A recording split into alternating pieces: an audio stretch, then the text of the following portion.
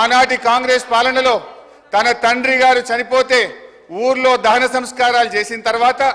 Current లేకపోతే గంటల సేపు ఎదురు చూసి కరెంటు లేక నీళ్లు లేక నెత్తి మీద నీళ్లు జల్లుకొని ఇంటికాడికి పోయినా అని రేవంత్ రెడ్డి గారు ఆనాటి కాంగ్రెస్ పాలనలో కరెంటు పరిస్థితి గురించి ఇదే సభలో చెప్పారు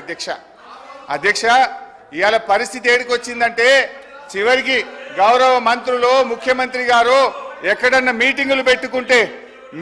పెట్టుకుంటే జనరల్ గా పోలీసు వాళ్ళు భద్రత కోసం వెళ్తారు అధ్యక్ష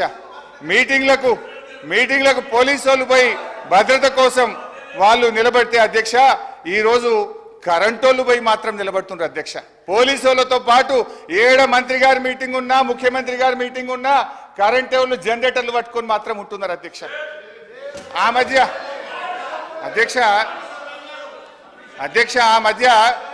మధ్య రేవంత్ రెడ్డి గారు అప్పుడు మా పార్టీలో ఉన్న కొత్తగా ప్రభుత్వం ఏర్పడ్డాక మా పార్టీలో ఉన్న కేశవరావు గారి ఇంటికి పోయింది ముఖ్యమంత్రి గారు లోపల పోయింది బయట కరెంటు పోయింది అది పత్రికల్లో ప్రముఖంగా వచ్చింది సరే అధ్యక్ష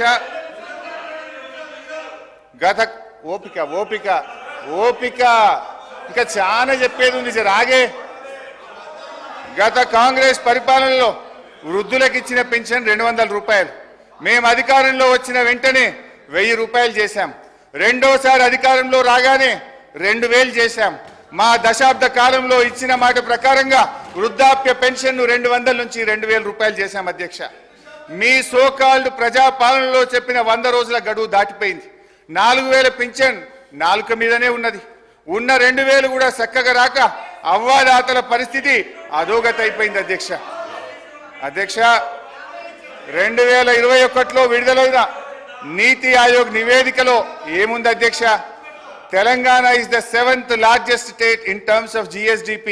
and has clocked a CAGR of more than 11% since 2015-16.